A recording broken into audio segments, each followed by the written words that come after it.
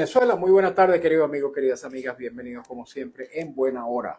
Su servidor Mario Villegas listo para compartir con ustedes hasta las 3 de la tarde de este día, miércoles 10 de junio. Nuestro programa, una presentación de Agrepa, el mejor asfalto que se produce en Venezuela. Agrepa, gente seria y asfalto de primera.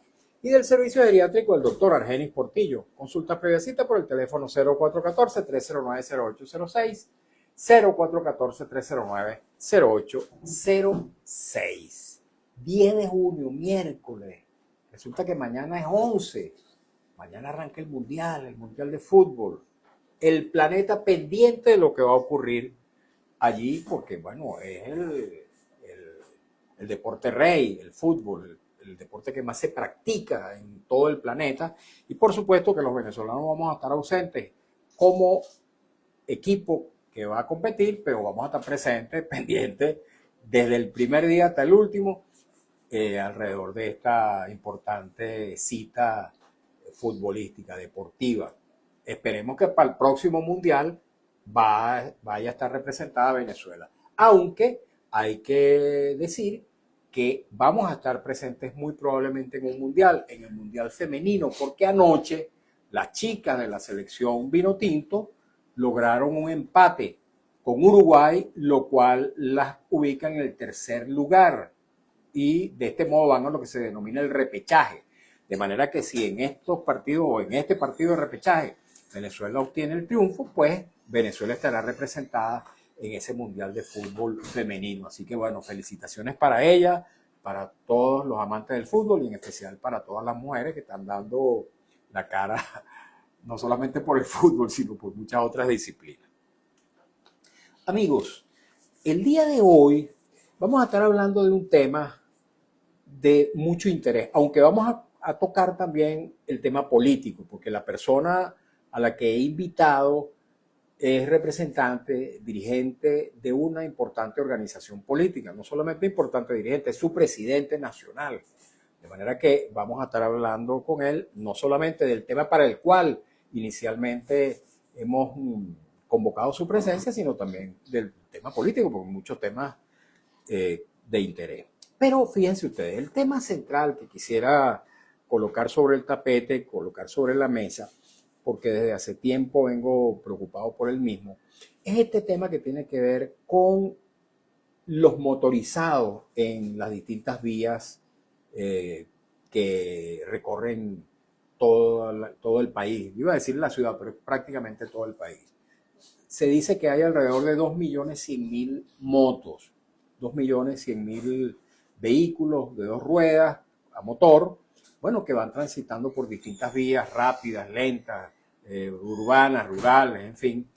Y esa presencia motorizada se ha convertido en un problema delicado, porque no solamente se trata de un problema de seguridad vial que compromete, digamos, a los propios motorizados, sino también al entorno, a los conductores de los vehículos, al ambiente.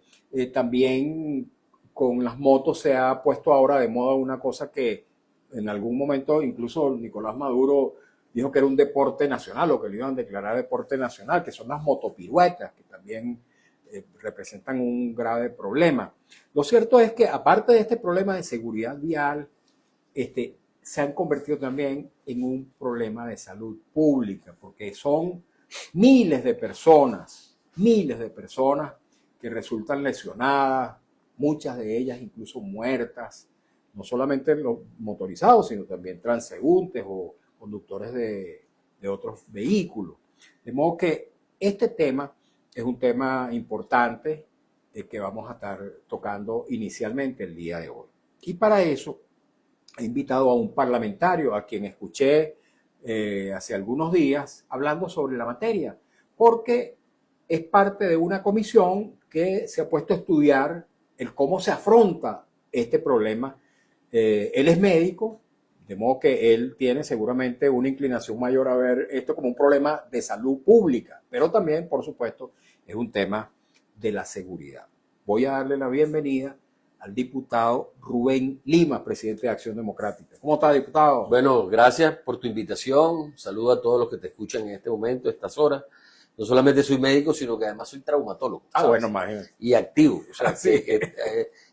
vivo el problema Así de es. los accidentes en moto de primera mano. Así es. Y son fracturas, estamos viendo fracturas que inclusive no veíamos cuando estudiábamos, fracturas complejísimas, con fracturas expuestas, múltiples expuestas de hueso de tibia, que es el hueso más delicado del organismo, porque cuando se fractura es el que más cuesta para curar, y fracturas de fémur y fracturas de pelvis, y son fracturas, y además de los traumatismos craneoencefálicos, que es la principal causa de muerte en estos accidentes, que ocasionan lo que a nosotros nos ha preocupado muchísimo desde el Parlamento Nacional y a nosotros como médicos, que se ha convertido en la primera causa de muerte del país, superando los suicidios y superando los infartos. superando las enfermedades cardiovasculares y superando el cáncer. Entonces, ¿por qué? Porque, fíjate, para el 4 de junio del mes pasado, de la semana pasada, cuando reunimos la comisión interinstitucional, o sea, nos reunimos con entes representantes del gobierno,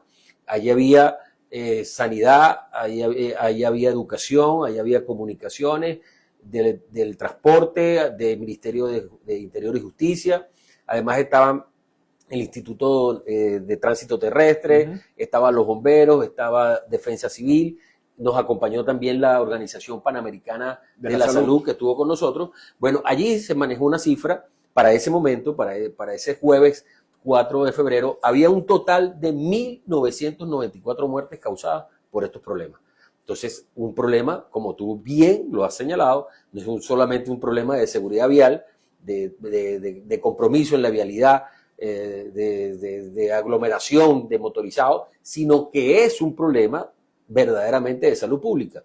Y por eso ha retomado nuevamente esta importancia a nivel nacional para buscar protocolos estratégicos, operacionales que permitan de alguna manera disminuir de manera significativa ese hecho. Y yo tengo que reconocer aquí, porque lo dijo la licenciada que estuvo Melina Herrera por parte del Ministerio del Poder Popular para la Salud, que ya con esa reunión que se hacía con nosotros, con los diputados de la Subcomisión de Salud, era la tercera reunión, porque ya habían tenido 2 reuniones previas intergubernamentales, entre ellos buscando precisamente lograr establecer cuál pudieran ser esas medidas que nosotros pudiéramos tomar para impactar de manera significativa. Y bueno, cuando se reúnen con nosotros como diputados de la Asamblea Nacional, pues entonces instalamos formalmente esta comisión. Que escúchame, he recibido, ahorita antes de llegar aquí, esta para que lo tengas de primicia, recibí una llamada de integrantes de la Academia Nacional de Medicina, del doctor Saúl, que quiere, el doctor Saúl Peña, que quiere, manifestó su interés de aportar sus conocimientos técnicos sobre esta materia, porque él me habló de esfuerzos, de prácticas parecidas a esta que se han hecho en el pasado precisamente para abordar un tema tan complejo como es el tema de los motorizados. Ok, ya vamos a entrar al tema de las medidas, pero me gustaría hablar un poquito más de la realidad y de ese diagnóstico del problema. Decía usted que yo le digo radiografía del problema. La radiografía, o también puede ser una resonancia del problema, una resonancia magnética del problema. Claro. Decía usted que son alrededor, según las mediciones que han hecho, de 1990 y tantas, 2.000 muertes. Ya deben estar en qué periodo? Ajá, ¿en qué periodo? No, en lo que va de año. En lo que va de año. En lo que va desde el 1 de enero hasta la fecha del 4 de junio. Ajá. Pero fíjate, aquí han ocurrido otros lamentables decesos. Uno de ellos fue una joven que tiene de luto hoy al gremio médico nacional, a las escuelas de medicina a nivel nacional, al Estado Lara, que fue el arrollamiento de una joven de 19 años, Andrea, que fue arrollada por una motopirueta. O sea, un motorizado haciendo motopirueta, que perdió el control de su moto y se estrelló contra la humanidad de esta joven. Y a pesar de todos los esfuerzos que se hicieron en Barquisimeto, en el centro de salud donde la trasladaron para ayudarla, para tratar de que no muriera, pues lamentablemente falleció. Entonces, este hecho, todas las muertes que ocurren por accidentes de tránsito y especialmente por estos accidentes en motocicleta son lamentables. Pero este hecho hace significativo muchísimo más eso, porque bueno, era una joven que seguramente iba a curar en algún momento de su vida algún accidente en moto. Así es. Por cierto que me ha llamado la atención que aparte de las motocicletas, he visto un nuevo instrumento, un nuevo vehículo a motor, que son una suerte de patinetas de 2 ruedas. Por cierto, en algunos países lo utilizan los policías, Claro. pero he visto particulares en distintas vías acá en Venezuela. Incluso vi a una muchacha con una niña atravesando una vía con la patineta esa a motor, con todos los riesgos que eso supone, sin casco, sin protección para la niña. Esto debería también ser objeto de algunas medidas no sé si de alguna restricción o regulación, pero el problema pareciera que es mucho más grave de lo que uno en pequeño está Comienza a ver. Sí, yo creo que este es un tema definitivamente el que hay que abordar desde múltiples ángulos, porque, bueno, la moto o este tipo de vehículo se ha convertido en un medio de transporte. Y de trabajo. De transporte familiar, Así es. de transporte escolar. Así El es. representante del Ministerio de Educación nos decía que de cada 10 motos que hacían transporte escolar, 4 no llevaban casco, los niños. Entonces se ha convertido en un problema serio. 2 o 3 niños en una misma moto. 2 o 3 niños en unas mismas motos. Semidormidos allí, sin casco, trasladándolos a la escuela. Está generando un verdadero problema de salud pública y que está regulado inclusive en la propia ley, pero que nosotros entre los planteamientos que hemos venido haciendo para abordar ese tema es uno, la revisión necesaria de la ley de tránsito terrestre, del reglamento, que los dos están desfasados, todos los ¿De cuándo datan esas leyes? Todos los representantes que estaban allí estuvieron de acuerdo en que esas leyes las tenemos que revisar, además para adecuarlas a las nuevas cosas que están pasando.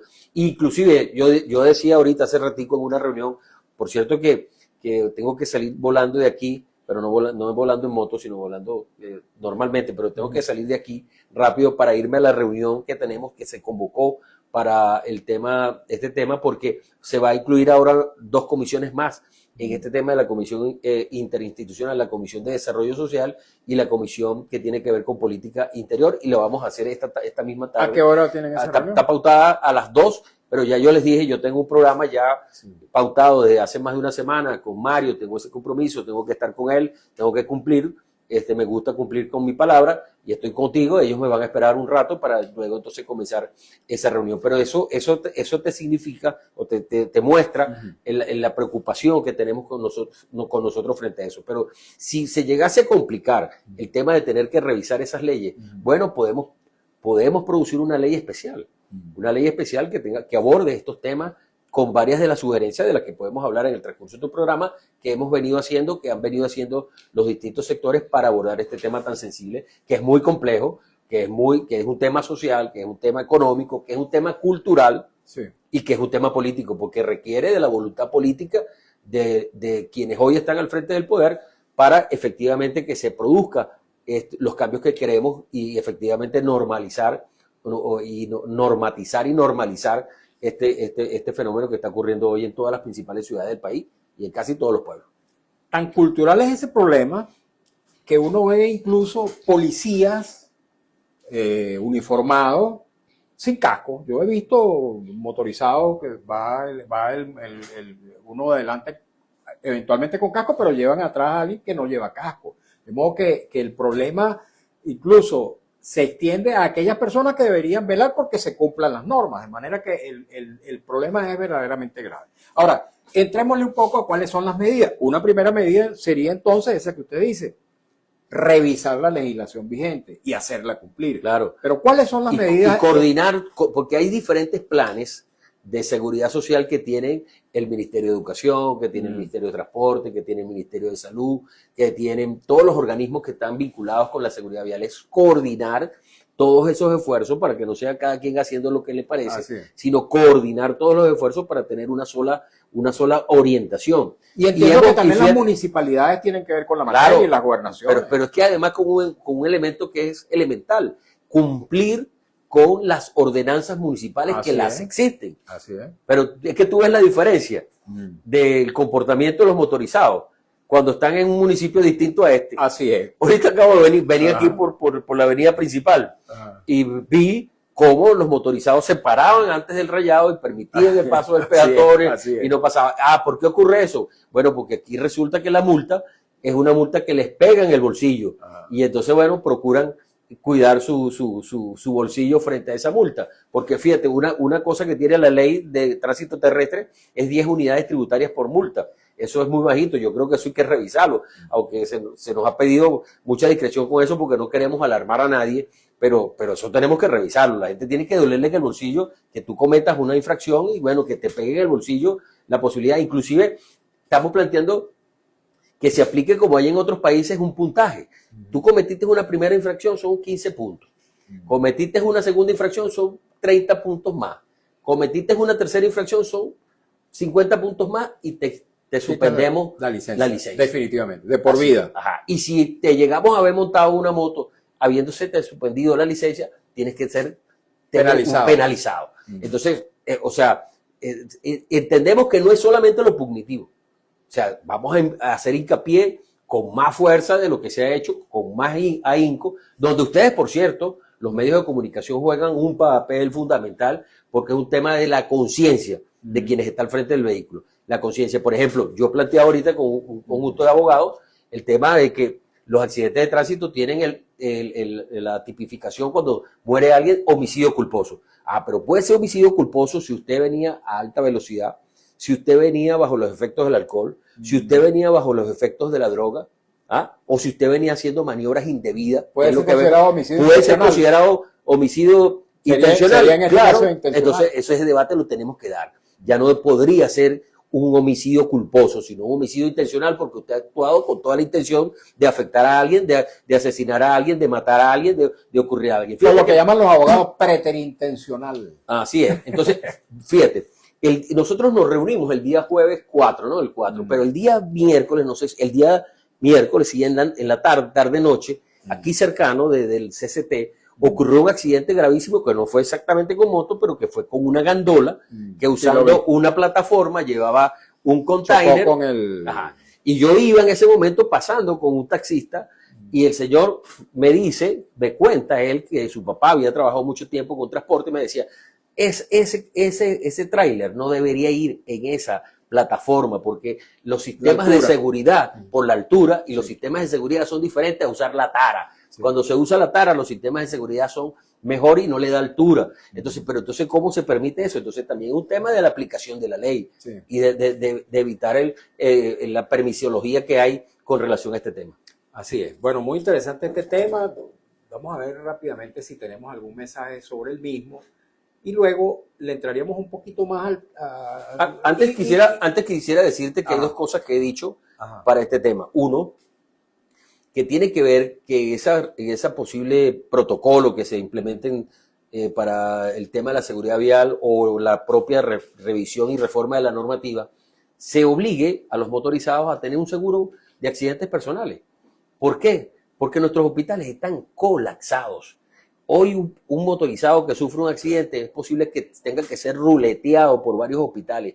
Y hay un concepto en la medicina que se llama la hora de oro. La hora de oro significa la atención prehospitalaria que recibe el accidentado. De la calidad de esa atención prehospitalaria depende hasta un 50% de que esa persona viva. Bueno, no, pero fíjate, me reuní también con una gente que quiso hablar conmigo sobre este tema y yo pensé lo mismo que tú, que eran cosas costosas y no, cuesta lo que cuesta dos cajas de cerveza, entre 2 y 5 cajas de cerveza. O sea, un seguro, sí, un no seguro, es equivalente a los seguros de hospitalización. Porque son seguros básicos que te van a brindar la posibilidad de que puedas ser atendido, que puedas comprar tu material, que puedas comprar tus insumos, que son las cosas que bloquean de repente la atención inmediata y oportuna en nuestros hospitales por, bueno, la situación, que ya ese es tema de otra harina de otro costal, de lo que está ocurriendo en nuestros hospitales, pero que permitiría de alguna manera de eso. Y la segunda cosa, y yo he exhortado al Ejecutivo Nacional, al Ministerio, para que evalúe la posibilidad de ampliar, de crear y ampliar donde las haya o de crear donde no las haya, unidades de trauma shock, que sean unidades únicas y exclusivamente para este problema, porque es como atender el COVID, pues. Así es. Exactamente. ¿Cómo atender el COVID? Tenemos una crisis con un tema con los motorizados que se ha convertido en una de las principales causas de muerte en el país. Entonces, bueno, tenemos que atenderla como que si fuera una pandemia. Entonces, crear, ampliar, inclusive hasta hospitales, porque como hay en otras partes del mundo, hay hospitales únicos y exclusivamente para el trauma shock, que tienen helipuerto para el traslado inmediato de los heridos y todo este tema, que ya Venezuela tiene que comenzar a pensar seriamente en eso. Que es un tema que significa una erogación presupuestaria, sí, lo es, pero bueno, tenemos una promesa de que están mejorando las condiciones petroleras, que estamos mejorando en la venta de los minerales nuestros, que va a mejorar el país por todas las inversiones que han venido o van a venir. Bueno, hay que ir pensando en grande para poder resolver un tema tan sensible como ese. Ok, bueno, de verdad que no quiero desaprovechar su presencia acá para hablar de algunos temas de la política también, pero quiero antes leer algunos de los mensajes que seguramente tendrán que ver con la materia que estamos tocando, el tema de los motorizados. Y luego... Vamos a plantear una consulta, ¿sabes? Porque interesante. Vamos a plantear porque la gente dice cosas interesantes a través de las consultas que tenemos que recoger para nutrirnos de toda esa propuesta que hace la gente. Me parece muy saludable. Vamos a leer rapidito. Dice DP 8298126. Dice, saludos Mario, desde Tejería de parte de la Villegas. Ah, bueno, estos son mis primos que viven allá en la Tejería, en el estado de Aragua. Cordial saludo para todos ellos. Dice Wally Daisami. ¿Será familia de Tarek el Daisami? Bueno, coincide el apellido. Dice, los motorizados no respetan las leyes de tránsito y mucho menos tienen conciencia del peligro de su uso en forma irresponsable. Correcto. Ciertamente lo suscribo. Calidad 6996 dice, saludos desde Oklahoma. El tema de los motorizados se incrementó por el mal servicio público. La gente no tiene opciones y nació el mototaxi. El metro sin un servicio confiable. El Metrobús en... Hay 2.053 líneas de mototaxis en el país que aglomeran aproximadamente a unos cerca de 44.000 motorizados. Bueno. Acertado el comentario. Sí, esta persona no concluyó el mensaje, no sé si más adelante lo termina, pero bueno, dice @aorta357. El boxeo es un deporte, pero eso no le da el derecho a los boxeadores a caerle a piñazos a todo aquel que se le atraviese. Lo mismo aplica para los motopiruetas. Hay que reformar la ley de tránsito. León del Valle 62. Los motorizados son muy pocos, la verdad. Muy pocos. No. Los motorizados son muy pocos, la verdad, los que respetan nuestras vías. Muy poco lo que respetan. Avenidas y aceras. Terrible. Y no hay quien ponga el cascabel al gato. Los mismos policías viales lo reconocen, son rellenos sin voz. Bueno, yo he visto policías transitando por las aceras. El otro día por la campiña, unos policías motorizados por poco no me llevaron por delante. También tiene que ser sancionado. Así es. León de Valle 62. Libertad plena para todos los presos políticos y detenidos desaparecidos ya. La libertad es el camino.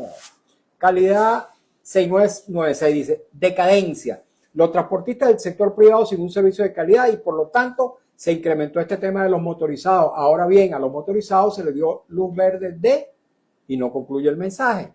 Francisco Alonso 973 dice, buenas tardes amigos. No solo eso, el escape libre a toda hora, ya ni dormir se puede. Otro problema.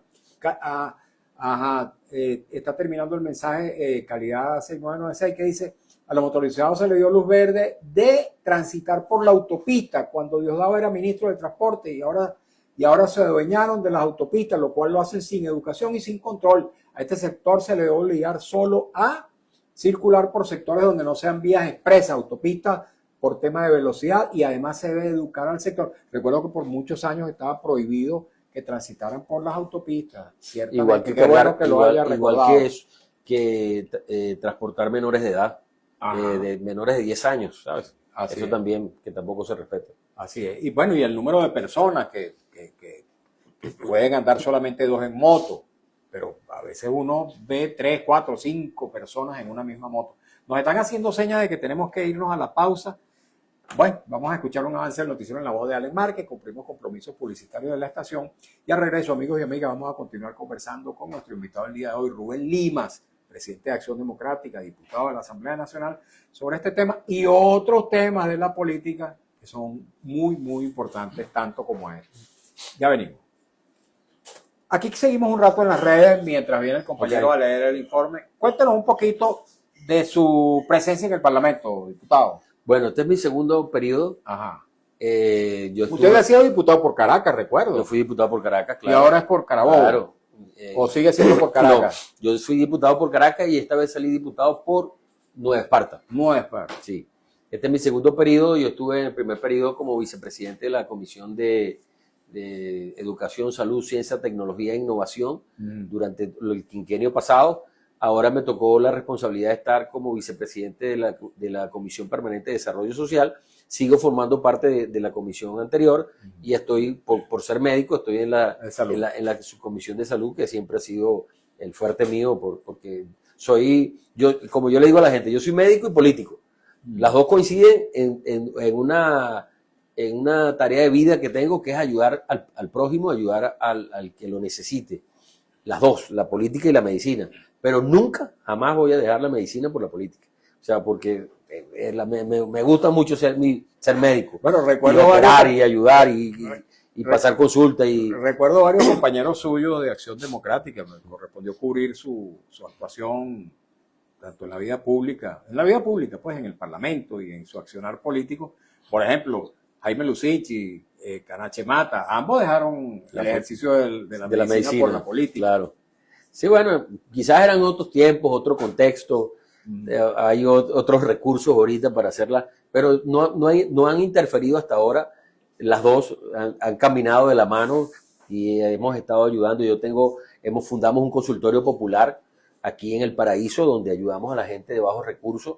Está ubicado en la sede de Acción Democrática Caracas, que está ahí cerca de la Comandancia General de la Guardia, que está ahí cerquita. Y en Valencia, en Carabobo, nosotros tenemos un consultorio popular también fundado. Hace 5 años hemos visto más de 30.000 pacientes, hemos ayudado a muchísima gente y son consultorios populares que tú lo vas a ver. Te invito a que veas el de Caracas.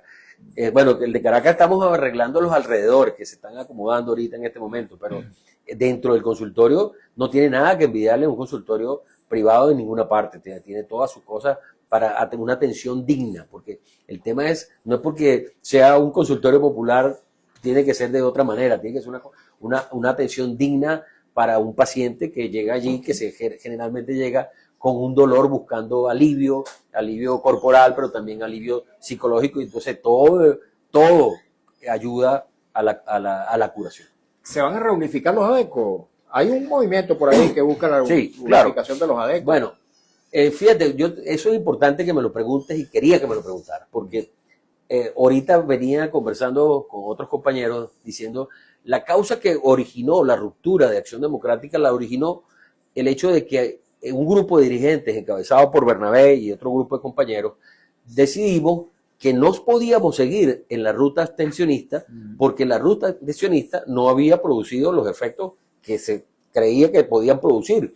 De hecho, había perpetuado una especie de gobierno interino que estábamos observando cómo recursos que eran de todos los venezolanos iban a parar en otros destinos, sin transparencia, sin rendición de cuentas. O sea, vimos eso y dijimos, no, un momentico, ya vamos a retomar la vía electoral, retomamos la vía electoral y la otra cosa que dijimos, si queremos un proceso de transición, si queremos efectivamente que haya un cambio pacífico de los venezolanos, tenemos que sentarnos con el interlocutor, que en este caso era el gobierno, tenemos que sentarnos con el gobierno. Bueno, nos llamaron de todo, nos pusieron todos los epítetos que nos pusieron los mismos que se quejaron que Chávez nos llamara escuálidos, porque yo creo que las etiquetas los venezolanos las tenemos que enterrar para siempre, porque tú puedes pensar diferente a mí, yo puedo pensar diferente a ti, pero nosotros podemos debatir respetuosamente nuestras posiciones y ver si podemos llegar a un mínimo de acuerdo, como se hizo en el Pacto de Punto Fijo. Tres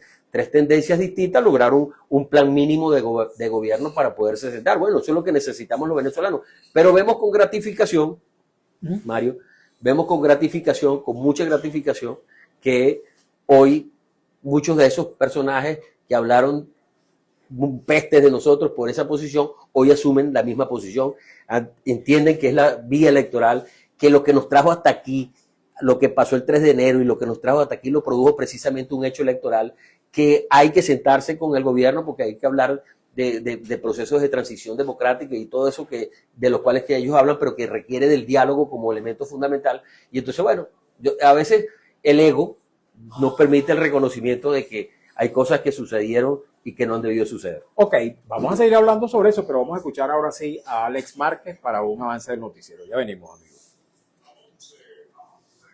El Centro Nacional e Internacional de Información Después de salir aquí vamos a grabar un minuto para la promoción. Rapidito.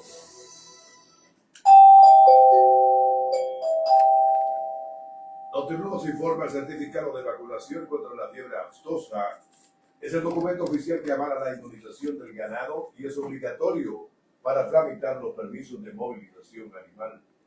Notirrumos informa: el presidente de los Estados Unidos, Donald Trump, aseguró este miércoles que Irán ha tardado demasiado en negociar un acuerdo y que ahora tendrán que pagar las consecuencias. Cuerpo Alex se ensayó con los habitantes que residen en las esquinas de las Flores a San Carlos en La Pastora, ya que los mantiene con un servicio intermitente en el servicio. Miles de artefactos del hogar se han perdido por culpa de Cuerpo Alex y no pagan. Informó Notirrumbos, los 32 minutos hora Rumbos, la emisora de Venezuela. Este fue un avance del Centro Nacional e Internacional de Información de Notirrumbos.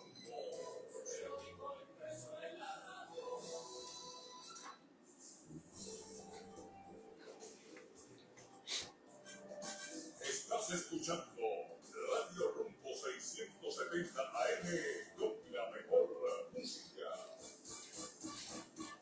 servicios públicos y la información a cada momento.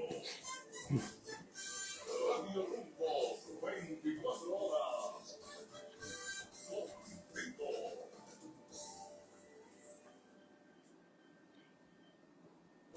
Seguimos en buena hora por Radio Rumbo 670 AM. 75 años con Venezuela. ¿Quiere hacerle un buen regalo a un adulto mayor? Bien sea para un amigo, para un familiar o para usted mismo. Regálele o regálese una consulta con el geriatra de Radio Rumbo, como se le conoce popularmente al doctor Argenis Portillo. Doctor Argenis Portillo, médico geriatra de larga trayectoria, de un gran compromiso existencial con la salud de los adultos mayores. Es también médico intensivista, profesional de la medicina crítica y profesor de las escuelas de medicina Vargas de la UCB y de la Academia Militar. Tiene consulta en la esquina de las Cibarras, Avenida Urdaneta, también en el anexo del Hospital de Clínica Caracas en San Bernardino, y ofrece servicio domiciliario para aquellos casos en que el paciente así lo requiera. Tome nota, por favor, de su número telefónico, le puede ser de suma utilidad. 0414-309-0806, 0414-309-0806, lo recomiendo ampliamente. Yo quiero hablar de la política, varios temas, y esperemos que el tiempo que nos queda nos lo permita si usted nos da respuesta relativamente breve. Pero tengo que leer varios mensajes adicionales que nos han llegado sobre el tema de los motorizados porque abundan esos mensajes. Y antes de entrar en ese aspecto de la política, quisiera en este tema del mensaje de los motorizados dejar un mensaje final. Adelante. No queremos satanizar al sector motorizado. Entendemos que el sector motorizado es un sector importante del país, que ahí hay hombres y mujeres que utilizan sus motos para trabajar, para producir, para transportar a sus familiares. O sea, que es un medio de vida, que hay gente honesta, gente trabajadora, gente comprometida, gente que entiende de lo que estamos hablando de él, que lo que estamos haciendo es proteger su vida. Así. Bien lejos estamos nosotros acá también en la radio de tratar de criminalizar el tener una moto, el desplazarse en una moto, no. Como tampoco se puede criminalizar, por ejemplo, a unos conductores de automóviles porque hay algunos que manejan ebrios o que irrespetan la ley del tránsito. No se trata de eso. Pero es un tema importante.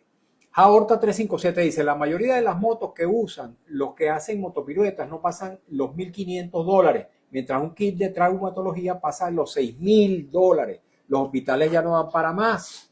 Laura Mendoza 740, ahora buenas tardes Mario, saludos al invitado, te digo, yo le he llamado la atención a motorizados por no respetar las luces del semáforo y me dicen, múdese para Chacao, ¿qué tal? Qué falta de lo respeto. Lo que estábamos hablando ahorita. Así es. O sea, Alexander Chacón Hernández dice, bueno, presten la atención, todavía eso hoy es culpa de Maduro. Irsa Arteaga dice, amigo Mario, saludos, el problema de los motorizados es un problema de formación de hogares y padres inconscientes y además un gobierno cómplice. León del Valle 62, existen ordenanzas en las alcaldías y una ley de tránsito saludando la bandera. Cuanto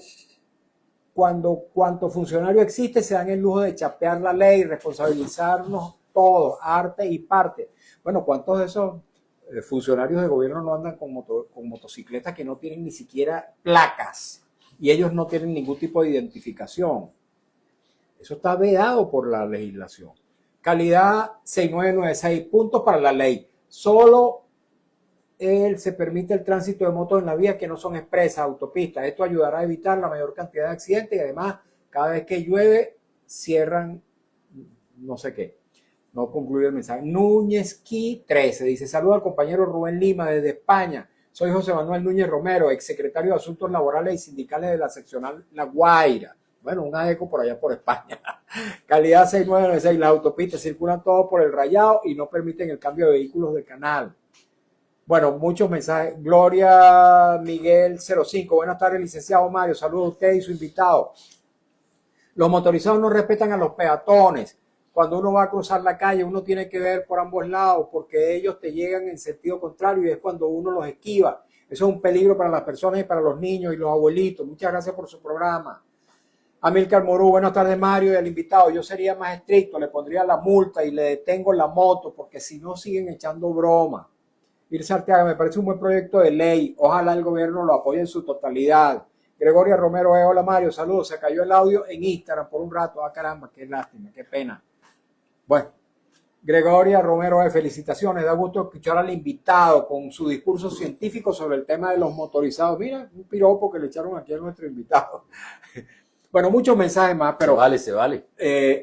Vamos a entrar al tema de la política. Claro, cómo no. Estamos hablando de la posible reunificación de los ADECO. Usted decía que los acontecimientos de la vida nacional han conducido a que, bueno, hoy haya una coincidencia en cuanto a ver la vía electoral como la salida a la crisis por la que y a la necesidad de sentarse con el gobierno. Así es. Esa coincidencia. Así es. Inclusive de los sectores más radicales del país. Sí. Entonces nos da la razón de lo que nosotros planteamos en el 2020. Cuando nos etiquetaron, yo te dije que la etiqueta venga de donde venga es una cosa discriminatoria y que los venezolanos no podemos seguir utilizándolo para descalificarnos unos a otros si piensas diferente. Vamos a sentarnos. Eso significa... Vamos a conversar, vamos a analizar lo que está pasando. En Acción Democrática que hoy conduce el compañero Bernabé, de la cual yo hoy soy presidente del partido, las puertas están abiertas.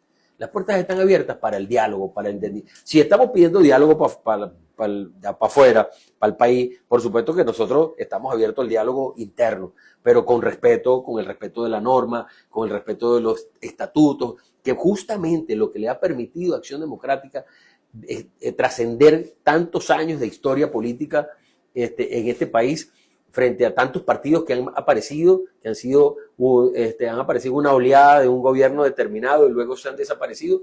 Acción Democrática se ha mantenido allí precisamente por su disciplina, por su doctrina, por sus estatutos, por sus reglamentos que establecen las reglas de juego que nosotros tenemos que jugar. Inclusive a Leomagno, que estuvo con nosotros hasta hace poco. Leomagno fue presidente honorario hasta que justamente en un comité directivo nacional reciente eliminamos esa figura y nosotros él estuvo presente en ese encuentro que tuvimos nosotros los ADECO. Entonces las puertas de nuestro partido no están cerradas, las puertas de nuestro partido están abiertas.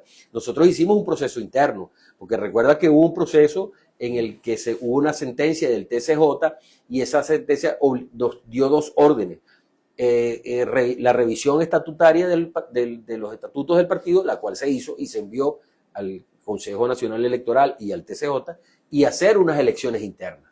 Y nosotros llamamos elecciones internas. Un sector que había estado en AD no quiso participar por las razones que escribieron, pero hubo un proceso en el cual había que participar y participamos, porque no podía seguir siendo el mecanismo de la abstención, el mecanismo de presión. Como no fue para las elecciones nacionales, tampoco lo es para las elecciones internas del partido. Ahora fíjense, usted destaca un hecho evidentemente destacable. Yo también lo he señalado aquí como un avance importantísimo, refiriéndose usted a la oposición que denomina radical. Los sectores que lidera María Corina Machado se reunieron en Panamá, produjeron un manifiesto que le han dado en llamar Manifiesto de Panamá, donde precisamente convocan a una gran alianza nacional, pero también a un gran diálogo, incluso la posibilidad de dialogar con el gobierno.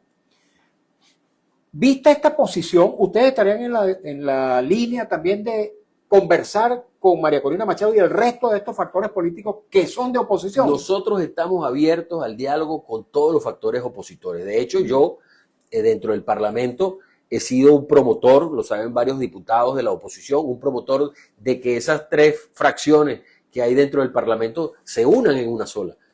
Que nos podemos unir no alrededor de un proyecto electoral, no estoy hablando de eso, nos podemos reunir alrededor de un proyecto legislativo, alrededor de poder coincidir en algún aspecto legislativo, en algún plan legislativo, en algún anteproyecto de ley que sea beneficioso para el pueblo de Venezuela y podamos coincidir como oposición que somos al gobierno nacional. Eso lo hemos planteado. Sin embargo, nosotros no estamos cerrados sin embargo, a diputado, eso, porque además sería contradictorio decir que queremos hablar con este y no con este, porque es precisamente lo que le estamos diciendo al pueblo de Venezuela que no se debe hacer. Así es. Sin embargo, diputado, estos factores que se reunieron en Panamá han estado reclamando una elección, en el sentido de que hay un gobierno ilegítimo, producto de un fraude electoral que ocurrió el 28 de julio, y entonces reclaman un proceso electoral que permita una transición hacia la democracia. Y hemos escuchado más bien a Bernabé Gutiérrez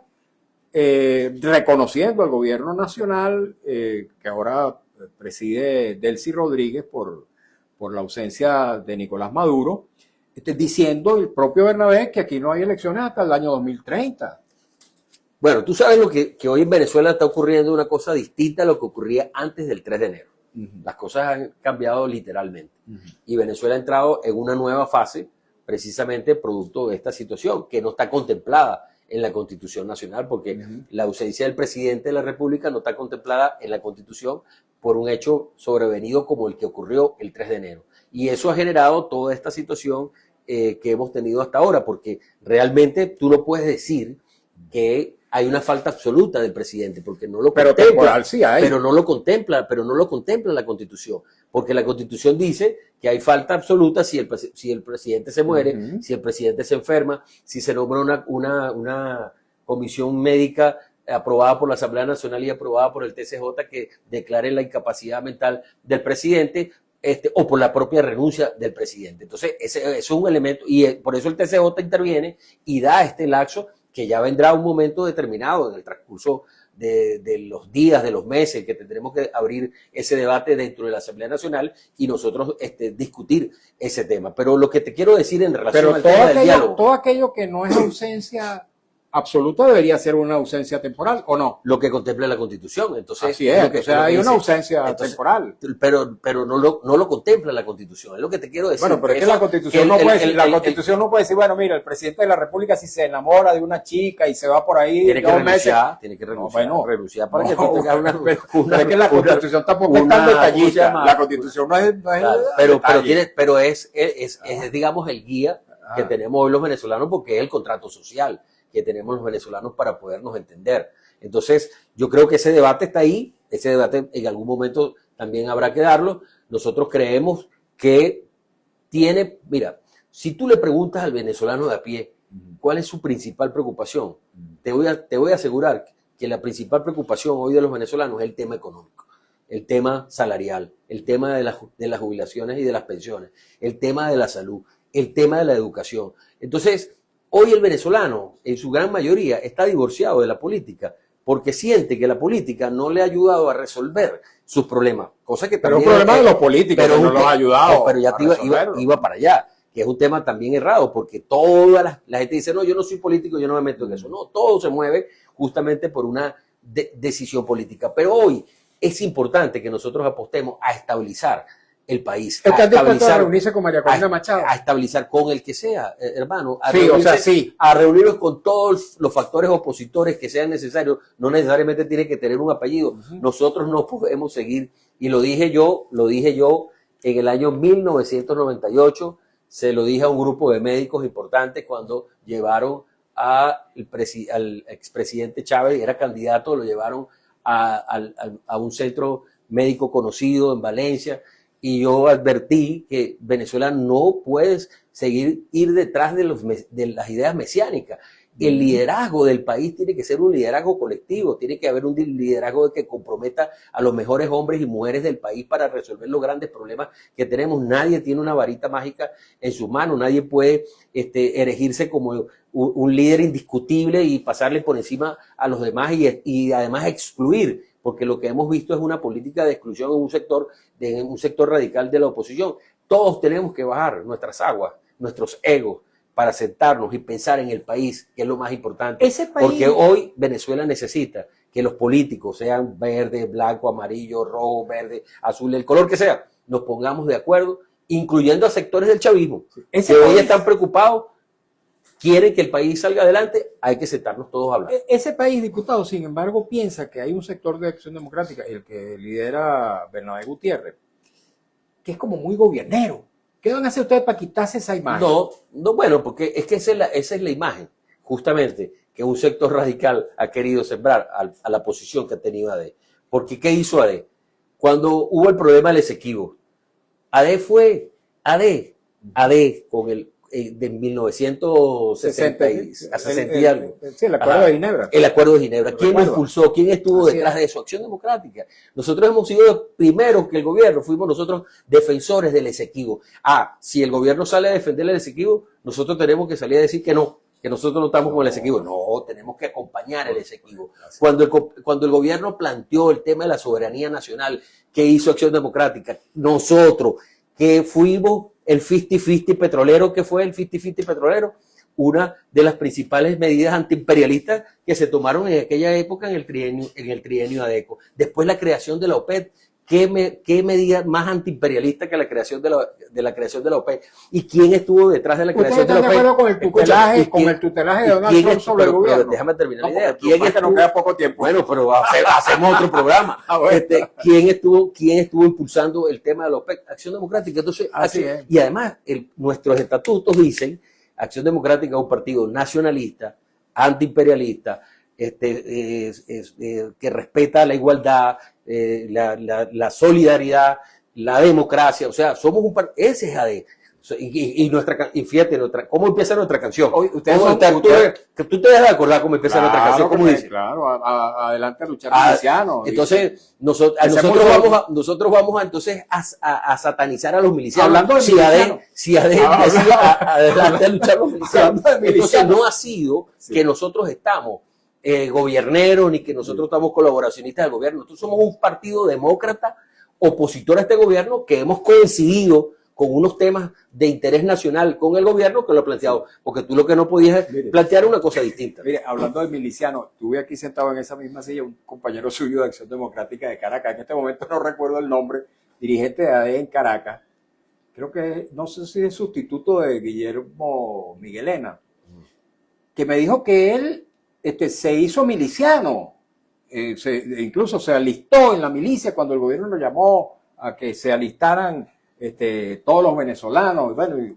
por cierto, no supe dónde estaba el 3 de enero cuando hubo el ataque norteamericano. ¿Usted se alistó en la milicia? Véalo de donde tú lo veas, eso fue un hecho lamentable para el país. Porque cuando una potencia extranjera, la que sea, interviene en un país cualquiera que sea, pues así como ocurre eso, puede ocurrir cualquier otra cosa. Y lo que hemos exigido es precisamente respeto a la soberanía nacional, porque los venezolanos estamos en capacidad de resolver nuestros problemas. Y porque lo que hoy de repente es bueno para la pava, mañana pudiera ser malo para el pavo.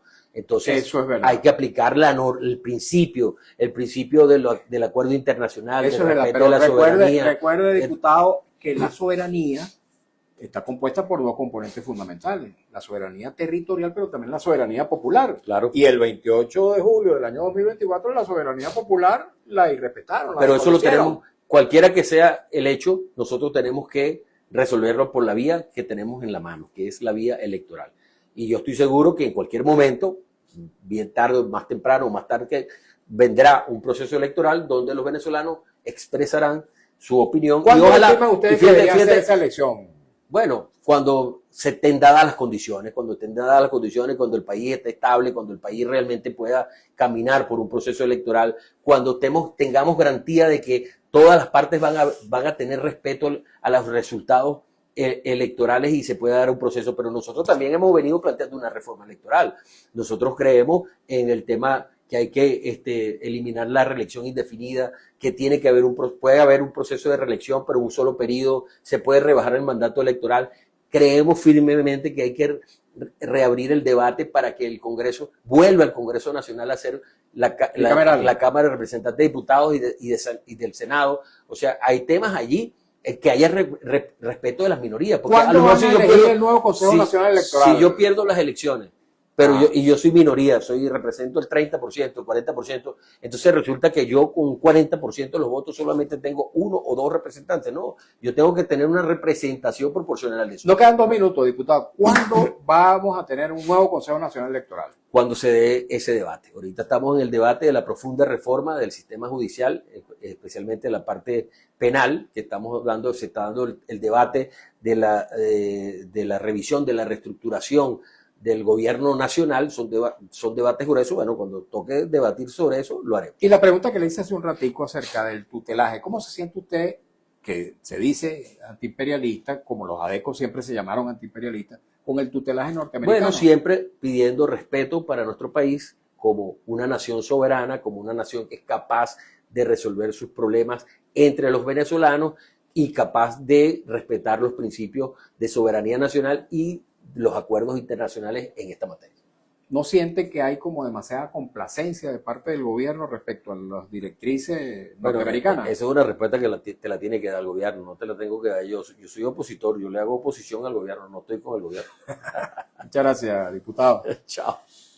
Bien, muchísimas gracias al diputado Rubén Lima. Lamentándolo mucho, el tiempo se nos fue rapidito, el tema que nos ocupó la primera parte verdaderamente importante y bueno, le dedicamos bastante más tiempo del que hubiera permitido hablar más sobre la política nacional. Pero bueno, ese tema espero que me vuelvas a invitar. Lo voy a volver a invitar. Listo. Con toda seguridad. Amigos, muchas gracias a ustedes también, especialmente a aquellas personas que han tenido la amabilidad de escribirnos, de compartir con nosotros sus inquietudes. No pudimos leer todos los mensajes, bueno, se dieron cuenta que el tiempo no nos dio para más.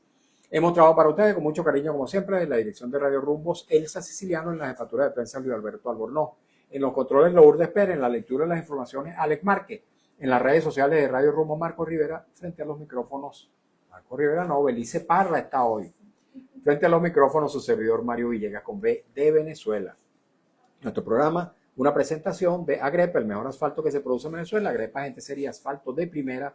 Y del servicio geriátrico, el doctor Argenis Portillo. Consulta previa por el teléfono 0414-309-0806, 0414-309-0806. Tengan todos y todos muy buenas tardes. Nos encontramos mañana. Arranca el Mundial.